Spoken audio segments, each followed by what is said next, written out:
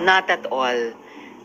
Jurisprudence is firmly on our side. The Senate rules are firmly on our side. At mismong, speaking of jurisprudence, ang Korte Suprema ay nagsalita na rin tungkol dyan. At higit sa lahat, yung mandato ng Senado na magsimpleng pa-appear sa mamamayan. Sino pa man siya at napakarami ng matataas na opisyal ng church at state ay humarap na sa komite. Kaya bakit nag-i-insist si Quiboloy na wala siyang obligasyong humarap? Sino ba siya para sabihin iyon? At kailangan umabot pa sa ganitong punto na may show cause order pa para hindi siya maaresto. He's actually dug his own grave, sabi ko nga. Kung sana nagpakita na siya sa unang mga imbitasyon pa lamang namin, hindi na kailangang umabot sa ganito. Honestly, I cannot think of an acceptable reason na hindi siya paarestohin.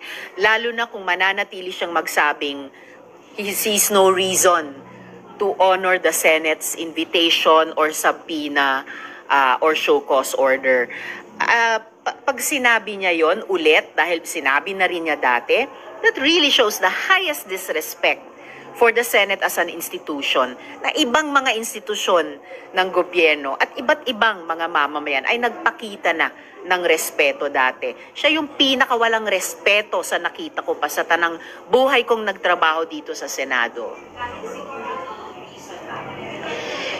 If he will cite security reasons, nandyan ang ating PNP, nandyan ang osaan ng Senado, dun sa mga ibang humarap sa Senado na nag-cite ng security concerns. Lahat po sila ay naalagaan, nailigtas para magbigay ng kanilang mahalagang testimonya sa Senado. Di siya naiiba.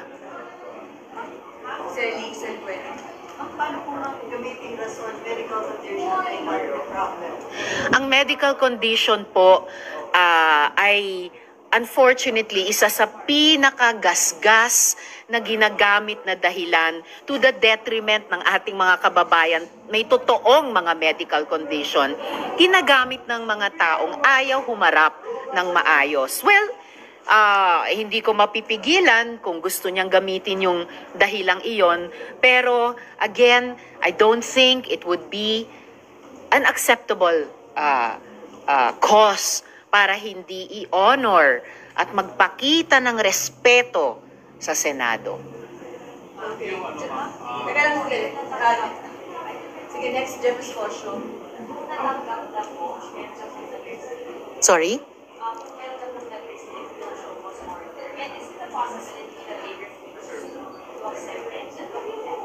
Well, it's a possibility that they would refuse, pero going by precedent, nireceive naman nila yung naunang subpoena ng Senado. So, I don't see any reason they should not accept yung show cause order. Natanggap na ba ang show cause order? Natanggap na ang show cause order ng abogado ni Quiboloy sa Makati. Pero isi-serve pa rin ito sa kanyang address sa Davao. Okay na, next si James Cosio. Ano ko lang po, paano po yung meron ding show cause order ang House? Oh. May coordination po ba ang Senate sa House ng pagsiserve? Sino po? Paano po ba yung sino maunang or paano ba? I don't think matter ito ng unahan at walang koordinasyon. Fundamentally dahil ang investigasyon ng Senado ay tungkol sa mga reklamo laban kay Quiboloy na mga inabuso niyang mga babae at minor de edad at ibang mga individual pa para sa iba't ibang alleged offenses na kapag maging finding ng komite at subject ng recommendation ay ipapailalim namin dun sa rekomendasyon kaugnay ng mga batas natin on yung consent, lalo na sa mga secretive religious organizations, mga posibleng amyenda sa mga batas paggawa natin, lalo na sa mga walang employee-employee relationship, pumapasok bilang volunteer di umano, pero nalalabag ang mga labor sa occupational safety and health standards at pati yung mga batas natin kaugnay ng human trafficking. Sorry, nalimutan ko yung isang bahagi ng tanong nyo. Hindi ma'am, kung paano paano po ba, sabi nyo nga hindi ito unahan. Yeah, yes. At yung Magpapadala na yata ang house Okay. sa Davao mismo. Okay, Paano po ang- yung magiging, kung arestuhin, kaninong custody? Maghihiraman po. Hindi ko pa po alam. Well, actually, natanong po yung huling punto nyo, kung mapaaresto ng House, ay hihilingin ba ng Senado, paapirin din siya rito sa aming komite para sumagot ng ibang mga tanong. Kasi sa House naman, ang cause nila ay yung franchise ng SMNI. So, posible, kung ma-custody ng House, ay pwedeng hilingin ng komite namin, paharapin din siya rito. Or kung ma-custody ng Senate, ma-imagine ko na pwedeng hilingin ng House at wala namang bar sa pagkaalam ko na magpakita ng ganyang interparliamentary courtesy yung dalawang kapulungan sa isa't isa. Okay, next, Marlon, fire. Okay po kayo pumayag na mag-release ng show cause order kasi you already mentioned that in previous Senate hearings, yung mga resource persons hindi naman ito ginawa. Oo. Naglabas na agad ng arrest order yung Senate sa mga ibang resource person na ayaw ko. And is this a response to the concern of Senator Robin and other senators na dapat bigyan ng due process na si Kibuloy? Walang paglabag sa due process ni Kibuloy. At importanteng linawin ko dito po, yung show cause order na ito ay para sa na hindi siya maaresto.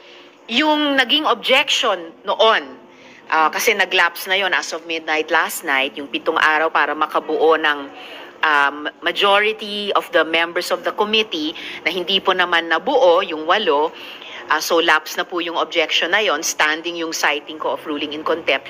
Yung unang hinihiling sana at yung unang naging in a way related sa objection, gusto sana nila na may show cause order dun sa contempt. So lipas na po yon kasi yung objection nga ay kumbaga nag-fail na kasi hindi nakabuo ng majority. Ito pong kasalukuyang show cause order, ito yung show cause order na mayroon na pinirmahan namin ni SP ay show cause order para hindi siya maaresto. So it's a further stage na. Hindi na yung gusto sanang show cause order for the contempt. Wala na po yun kasi nag-fail yung objection about that. Ito po ay show cause order para hindi siya maaresto. Ano pa yung isang bahagi ng tanong mo? Kasi yun nga po, yung previous kasi, Yes. nag-release agad ng Okay. arrest order without Okay. issuing a show cause order. Okay po. Pinaalalahanan po kami sa Senado na nagkaroon ng ruling ang Korte Suprema a couple of weeks ago na pinaalalahanan na bago magkaroon ng arrest, mayroong parang prior half step na show cause order so as not to be subject of arrest. So pinapakita nito yung talagang pagiging tapat ng Senado sa pagsunod at pag-enforce din ng aming mga rules. So, inoobliga namin ang aming mga sarili, sundin ang aming mga rules in like fashion, to the same degree. Obligado din ang mamamayan na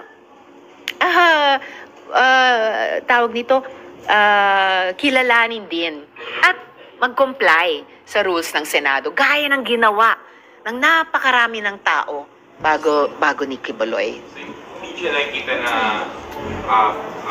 part of a plan to stall the hearing or to stall the issuance of arrest warrant against Kibuloy. Not at all, kasi ang object nga ng show cause order at yung arrest ay para paapirin na siya sa hearing. And again, related dun sa naunang tanong, unahan ba ito? Hindi rin kasi, halimbawa, meron na rin na unsealed na warrant sa US, sa California, for not 1, not 2, but half dozen na mga charges na mabibigat ang bawat isa. So, kaya nagiging posible na rin na ilagay sa red list ng Interpol. Bukod pa po sa pagkalista ni Kibuloy sa most wanted list ng FBI. Dito, naghain na ang DOJ ng 2 kaso laban sa kanya for human trafficking at saka for child abuse. Meron pang pending case on rape na on appeal pa sa DOJ. So kumbaga, on different fronts, mukhang nagko-converge na yung mga landas, hindi lang ng iba't ibang bansa, pero iba't ibang institusyon dito sa atin na singilin talaga yung accountability niya according to each one's own rules. Okay, next, si Politico, Raymond. Ma'am, doon lang sa rally kagabi ng mga KOJC supporters na dinaluhan nila dating Pangulo Duterte at kapan ng mga senador si Bongo at Ivano de la Rosa. Sa tingin nyo may in any way maka-apekto ba sa pag-usig kay Ginoong Kibuloy? Yung mga ganong mga pagkilos?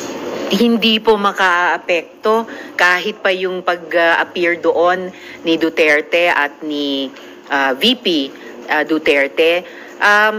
Lalong magtataka ang tao siguro, ako nagtataka, bakit nag-effort pa silang dalawa na dumepensa sa isang tao na akusado sa mga napakaseryoso at mabibigat na offenses laban sa mga pinaka-vulnerable sa ating lipunan. Mga batang pinilit ni Kibuloy maglimos, mga OFW na kinuha sa kanila yung remittances nila, hindi na umabot sa mga pamilya, nawalan pa ng bahay, ang katulad ni Miss Renita dahil di na mabayaran ang mortgage. Yung mga babae na paulit-ulit na ginagahasa, alang-alang sa appointed son of God. Sana yung effort nilang dalawa, binuhos na lang sa wakas pagdepensa sa ating mga mangingisda at mga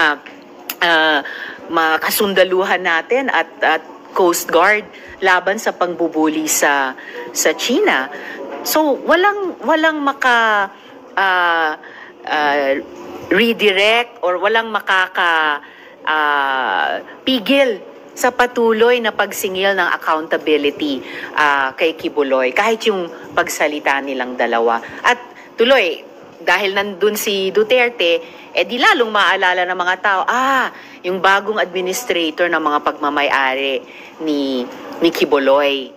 So lalong naging mas klaro pa na intertwined talaga ang fortunes nilang dalawa. Kasi kung ikaw, may pagmamay-ari ka, mag-appoint ka ng administrator, ibig sabihin, hindi mo na kayang i-administer ng sarili mo. And syempre, hindi mo ipapasakamay sa kahit sino na lang. Somebody na may alam at may malasakit din sa mga pagmamay-ari mo.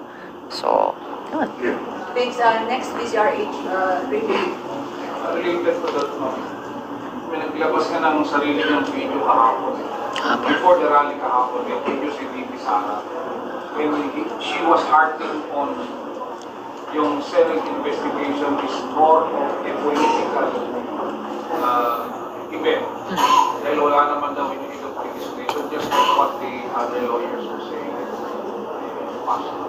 Anong maging dating sa inyo ito? Especially coming from the second highest ranking officer of the land. Precisely. At ang second highest ranking official of the land, dapat nagpe-pay attention sa mga statement at hearing bago nila komentan. Dahil klarong-klaro yung opening statement ko sa pinaka-recent hearing, no fewer than 3 ang lumilitaw na areas for corrective legislation. Yung binanggit ko po kaninang mga batas natin tungkol sa consent, lalo na sa ganyang klaseng mga secretive religious organizations, batas ng ating labor code, lalo na sa mga voluntary work, di umano na walang employer-employee relationship, at yung mga legal protections sa ganyang employment status, at yung mga batas natin tungkol sa human trafficking. So, dapat inalam muna yan ni VP bago siya nag-comment ng ganyang wala namang kinalaman sa batas. And political, again, basahin niya yung resolusyon na aming dinidinig. Ito po ay tungkol sa mga grievous offenses laban sa mga babae at menor de edad sa kamay ni Kibuloy. Walang pinag-uusapang politika dyan. Simpleng karapatang pantao at dignidad ng mga tao at mamamayan na dapat dinedepensahan ng pangalawang pinakamataas na opisyal ng bansa. Hindi yung nag-abuso sa kanila. So yun yung gusto na, most especially, parang nag-uus sila ng time to defend Pastor Kibuloy. Because hindi naman related mo especially sa death niya sa kay Bibi Sara. Yeah, precisely.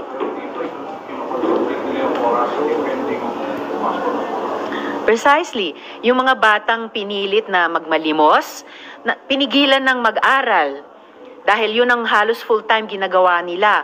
Yung mga pinangakuan ng scholarship sa Jose Maria College para maging full-time member at worker sa Kingdom, either hindi talaga binigyan ng scholarship or binigyan ng scholarship, tapos nung gusto nang humiwalay sa Kingdom, hanggang ngayon ayaw ibigay yung transcript of records, hindi na makapag-aral ulit, hindi maka-apply sa disenteng trabaho. So, sana dun na lang at sa kabuang mga problema at pangangailangan ng ating education system na hanggang sa ngayon ay nasa krisis, kaya nga nagbubuhos ng atensyon at enerhiya ang Kongreso sa isang EDCOM 2 process, nakatapos pa lang ng unang taon, nakapag-ulat na, dun na lang ibaling ni VP ang mga enerhiya niya sa halip na depensahan ang isang Kibuloy na nangaabuso pa nga sa mga bata at estudyanteng ito. Okay, last three na lang po. Share, Limpa, then Mayan. Ma'am, dagdagan ko lang yung pagkakas. Kasi ang argument rin sa alos pareho dito sa argument yung mga witness yung Hamas, tapos yung venue is not the right venue dahil nasa comment. Pinasisinungalingan niya ng Korte Suprema mismo, hindi hadlang sa pagpapatuloy ng legislative investigation clearly in aid of legislation ang pendency ng mga kaso sa judiciary man, executive man or iba pa ang nag-file niyan. Ika nga, ang isa ay hindi mas importante sa isa. At within rules ng Senate, ang pagpapatuloy ng ganitong mga investigasyon. Yung unang bahagi ng tanong nyo? Okay. Okay. Again, kung nagpe-pay attention si VP, yung huling hearing namin ay buong pangalan na ang ibinigay ng mga testigo at ipinakita na nila ang kanilang mga muka mula sa kanilang kinaroroonan sa Singapore at sa Canada respectively. Meron din kaming ilang mga testigo sa mga unang hearing na nagpakita na rin ng muka, si Miss Arlene mula sa US at si Mr. Of course, yun yung huling mga hearing, si Miss Renita at si Sir Dindo. Hindi, yung Amerikanong, si Mr. Wood. Si Mr. Wood na nag-testify in person nung unang hearing. Pero yung iba naming mga testigo ay kinailangan sa ngayon mag-mask, kailangan kong gumamit ng alias sa pagtatanong sa kanila dahil sila ay hinaharas. Sila ay binabantaan ang buhay nila. Binabantaan ng karahasan. Yung isang nagtestigo sa amin, kinasing yung lugar niya 3 beses na mga lalaking nakamotor. Sounds familiar? So kailangan niyang lumipat ng ibang lugar para lang manatiling ligtas. Yung mga nagtestigong una, binunyag din naman ni Kibuloy ang mga totoong pangalan nila at mga photos ng kanilang mga muka. At kasunod niyan, ayan na nga, daan-daan, libo-libong mga tagasunod niya ay nangharas sa mga testigo. And in any case, kahit yung mga testigong kinailangan munang gumamit ng alias at magmask, ay nag-execute ng sworn affidavit. So sila'y nanumpa na paninindigan nila yung kanilang testimonya. At kung sila'y nagsinungaling, pwede silang kasuhan. Anong ginawa na ni Kibuloy? Nakatumbas ng kanilang pagiging makatotohanan at matapang. Wala. Tinanggap ng lawyer yung post order. Una, papayagan mo ba kung yung lawyer na mag-represent? And then second, gano'n naging kahirap yung journey ng pagkipag-usap sa mga kasama na mag-pirma sa written objection? Actually, hindi po naging mahirap at ako po'y paulit-ulit na magpapasalamat sa mga kasama ko dito sa Senado na tumindig kasama ng mga babae at batang victim survivors ni Kibuloy. Tumindig na amin lamang ipinatutupad ang mga rules ng sarili naming institusyon at tumindig na huwag bawasan ang napaka-mahalagang kapangyarihan ng Senado na tawagin, tanungin, pasagutin ang sino mang mamamayan, mataas man siyang opisyal ng gobyerno tulad ng isang dating presidente, sitting Senate President noon, high cabinet officials, o kahit church officials. Humarap dati yung tinawag na Pajero Bishops na pinanindigan ng mga kasama ko na i-preserve at huwag bawasan ang napaka-precious na kapangyarihan ng Senado. Alamin ang mga bagay-bagay na may kinalaman sa pagtupad o paglabag ng ating mga batas para ito ay pagandahin alang-alang sa ating mga mamamayan. Yung unang bahagi ng tanong nyo? Yung lawyer. Unang hearing pa lamang na nag-appear yung abogado ni Quiboloy, sinabi ko nga na hindi siya yung tatanungin ng komite dahil ang mga offenses alleged ay napaka-personal kay Quiboloy at hindi naman masasagot ng isang abogado, hindi naman masasagot ng buong kingdom ano ang nangyari at di nangyari sa bedroom ni Quiboloy. Sagot lang po ninyo, sabi kahapon